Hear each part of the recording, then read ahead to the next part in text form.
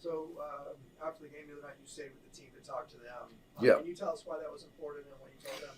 Yeah, it's rare. I don't have I done that? I don't think so. Yeah, I know. I remember doing it at Cincinnati one time. It lasted all night. You know, they need me right now. You know, so they needed to see. And I apologize. I know you guys work hard. You know, and you know I try to always accommodate you and go out of my way when I can. But at that time, they needed to see that I wasn't concerned about anything else but the situation. And they know I'm trying to help them, but my concern the other night was although we haven't lost a game by double figures all year, but I thought that the other night was the first time that we got out hustled, which is not acceptable. I take it personally. I take my job personally. It's not healthy for me. It's bad for the people that love me. But it's just a reality. And when I don't, I need to hang it up. But that I really take personally. So, look, we have our challenges as a team. You know, you guys understand that. We struggle to score. We lead the Pac-12 in defense. We lead the Pac-12 in points against. We lead in field goal percentage defense. So our effort's been pretty good all year. But I thought you can't give up 14 offensive rebounds. I didn't like our defense. I obviously didn't like our offense, especially to start the game. After we spent 2 days on it after the Stanford game, I didn't like our defense, and I really didn't like our defensive rebounding or our offensive rebounding, which are two effort statistics that we can control. And we've controlled our effort despite our struggles on the scoreboard. We have really good kids with good attitudes, and they've controlled their effort all year. I didn't think it was there. That was alarming to me, so I felt I needed to address it immediately because your culture is the most important thing. So what was your message to the players? That what I just gave you. Okay. Yeah. You know, there's look. The score, but look, fans are going to judge the scoreboard, and I'm again, I take it personal. So,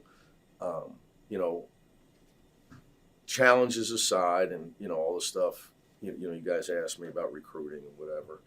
It's still my job to deliver what the fans want. So, that has me unable to digest food, but the kids are trying, but our effort, man, like that is the biggest problem. Because that is if you lose that, you lose your culture.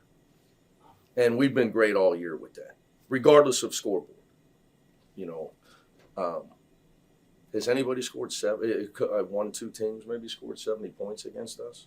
And we have a lot of freshmen. So you would think that it would have been hard for this group to play defense, but they've worked with us and they're trying, and we've guarded some pretty good teams, some really good teams that are high scoring teams, and held them in the 60s or the 50s like Stanford. But the other night, our effort, I didn't like our effort, and that look, I guess that happens. You get some sleep and you look back and you realize, at some point, I always tell you, 10% and 10%, and our, hopefully that's got to be the exception for us. I can't let that become the rule. That a team gets 14 offensive rebounds, we only get 6, and I didn't like our defensive effort either. It's such a younger team. Is it harder to keep them engaged and keep that effort level consistent throughout the season? Not engaged because their attitude's great, but as you go through what they're going through now, they're going to go through the rest of the year.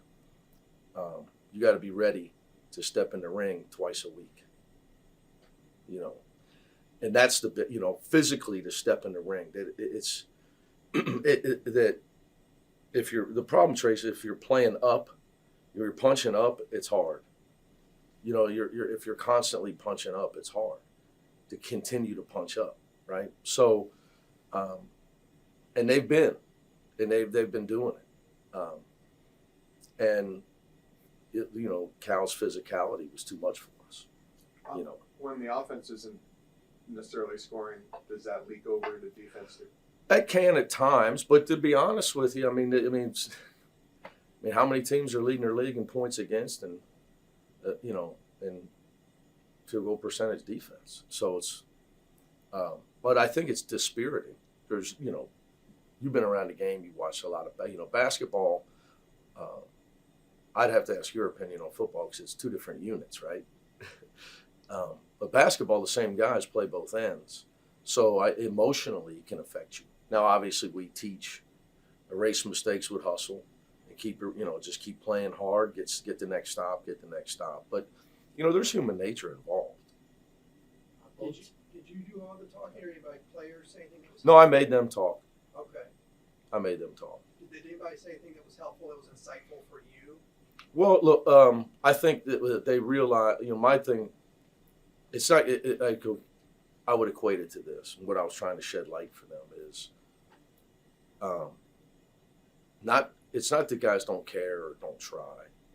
A guy gets in the ring and he fights a valiant fight. And we keep losing close games. So there's winning effort and then there's good effort. And we got to learn what winning effort is. And that's the biggest thing. Just because, so there's just a difference. There's a difference. And because we don't have an older player, that's been a part of that, that can go get us a basket, that's that type of guy, that's the hardest part. For this group, they don't have that guy. Coach? Yes. Yes, sometimes, a lot of times you have said that guy is missing playing defense with more physicality.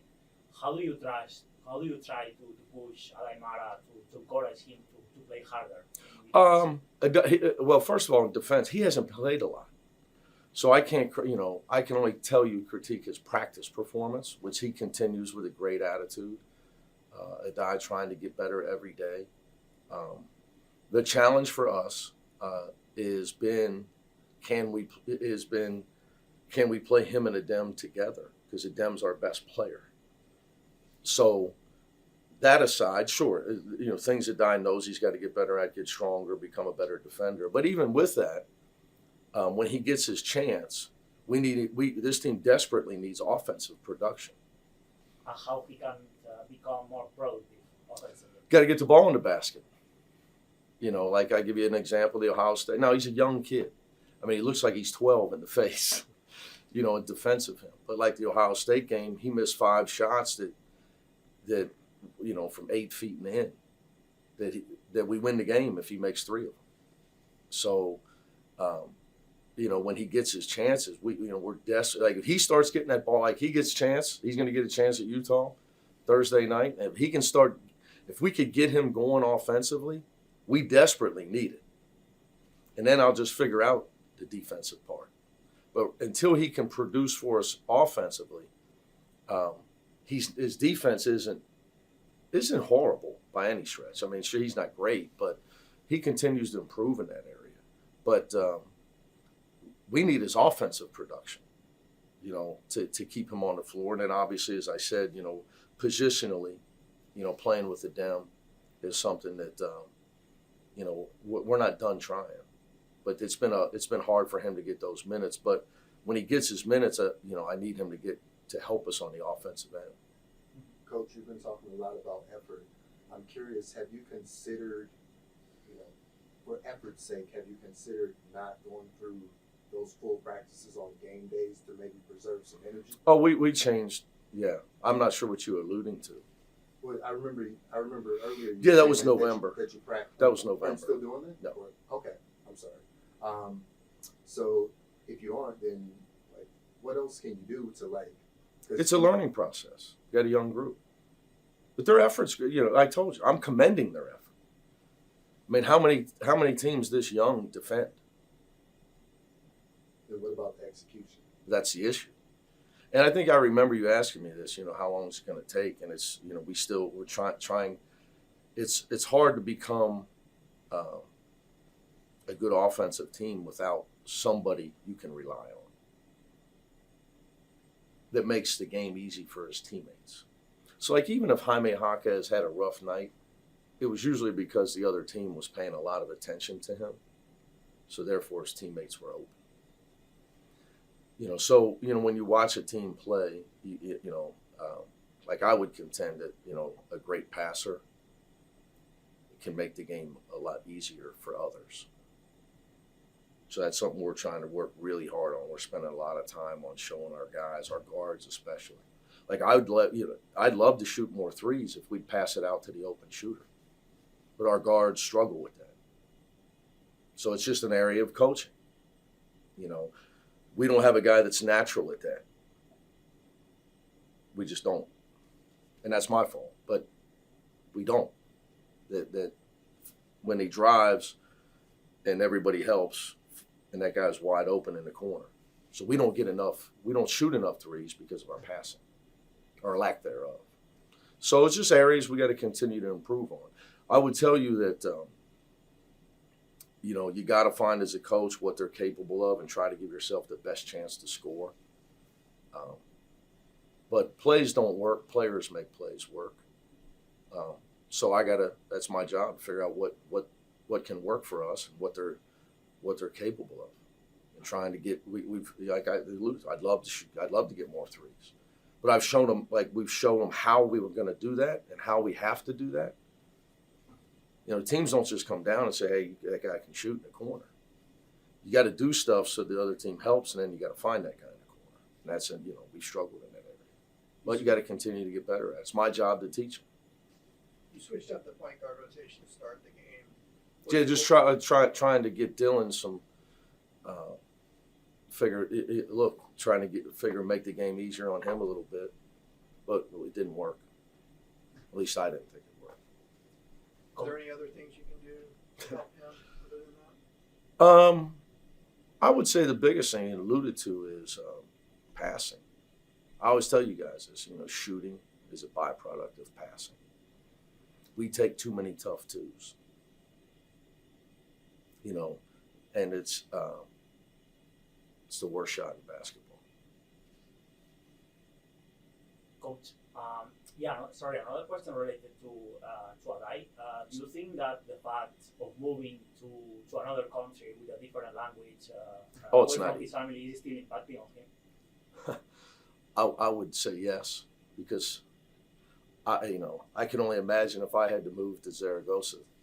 But by the way, at 18, it's just a process for all these young guys. But even I would tell you, sure, that makes it harder, but it's no different for Brandon Williams, who's from the other side of the United States. These are young kids. The college, just the whole being on your own is a new thing for freshmen. You look pretty young, but I'm sure you know that freshmen, Kareem Abdul-Jabbar, didn't play here as a freshman. You weren't allowed to play as a freshman. Yeah, so that because of adjust to academics, adjust to the whole college experience. So yeah, it's hard. I'm sure it's definitely a factor for him and all those guys. But even with that, do you think that he's making progress? Yeah, yes. Yeah. I think. Look, I see him every day in practice. So he plays. He's a way better player than he was 3 months ago. Way better. Like not even close. Way better. He's getting stronger. He's playing with more physicality, and eventually that's going to translate for him. The problem is expectations. And it's my job to protect those guys because others put expectations on them. The weight of the world, expectations. I'll just give you a quick one, and we'll go. The guy, Wembanyama. Yeah. There were people that said he was a better prospect than LeBron James. Yeah. Okay, that would be about as fair as saying that I'm a better coach than John Wooden. Not close. Not close. He's not a better prospect than LeBron James. But people said that. I mean, that's how, you know how ridiculous that is? Now, that kid didn't say it. It's not, but he has to deal with that. You see what I'm saying? Like, LeBron James, it changed the game of basketball. Everybody just went and got shooters because you can't guard him on the ball. So then, I mean, and everybody else goes about the same. I mean, completely changed the game. He's the most dominant player in our era. I mean, like, you're talking about Tiger Woods. Like, you can't compare people to that. But that kid has to go through that. And it's tough. It's tough. And all these kids get expectations put on them. And I feel for him. Adai one of the best kids I've ever been around. I mean that. He's funny as heck, but he's just a boy with a world of talent that needs to develop his body and continue to get better. But I think other people write things that are ridiculous about a lot of kids, and it's just unfair to them. And so I have to help them through those expectations. Your approach has been the same since day one. Okay, you're very direct, and some might say harsh when you felt it was necessary. Do you feel like these guys, being so young, have struggled to deal with that? I haven't been that way. If you've noticed, like my first year, we had a more veteran group, and I would get to a point. I just tell them, I'm going to tell the media, you got how it is. Like I told you, their attitude has been much better. They're not, at times we can't get the ball in the basket, and some teams are older and more physical than us. And it takes a while to train a guy that, and at some point as a coach, you have to realize if you're asking a guy to do something, if he's doing all he can, even though we didn't get the win and we need more, but what if he's doing all he can, do I really need to beat him up? Now, there's other things that my job is to decide what they're capable of. So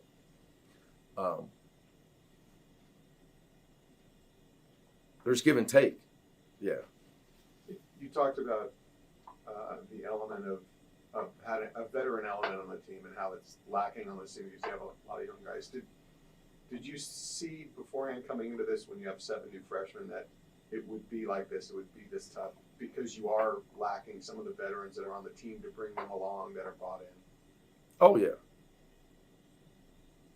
But there's no way around it. Tiger wasn't going to stay for the NIL money here. So, there's really no way around it. At some point, those guys were all going to be gone. And that just is what it is. And as you know how the portal is, so what it's really about. It's not about guys saying they connected with the coach. It's not getting some of the guys until pretty late. Yeah, that couldn't have helped, but I don't think Did it affect how you evaluated? Because you started at Aymara for a few games, and then I think you started to learn. Well, I knew those were games we were probably going to win, so I was trying to get him, see if I could evaluate him and get his confidence going. Obviously, Burke wasn't playing yet, though. Sure. Burke was out those first 3 games.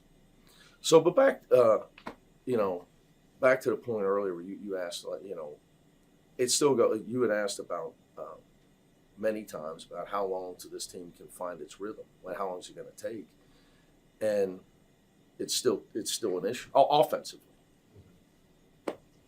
I mean, that's our biggest problem, offensively finding a rhythm and being able to score consistently. You got time for one more, I'm guys. curious about NIL. Where do you think it is compared to where you want it to be? Not there. Like just a little bit off, or is there a long? There's a big gap. Big gap. Okay. I know you're trying to do something on a die, so go ahead. I'll give it to you real quick. It's okay. Thank you, Alex. Thank you, coach. Appreciate that. No, just a last question. In the offensive end, besides what he can do in the paint, do you envision a role of a guy like playmaking as well, like even the? Well, he's a good passer. Yeah. He's a very good passer. Even developing a consistent 3-point shoot. Right now, I'd like him to just make any shot, and I'm not being funny. Like, and I mean that for my whole team. You know, we can make any shot, I'll be happy. But the guy's got to be able to make free throws and 15-footers before he worries about anything else. And his bread and butter, being able to score closer to the basket. You know, to be able to get those shots in. Like, you got to walk before you can run. And right now, that's been an issue for his teammates as well. All right, guys. Thank you. Thank you, Coach. Appreciate it. Thank you. You got it.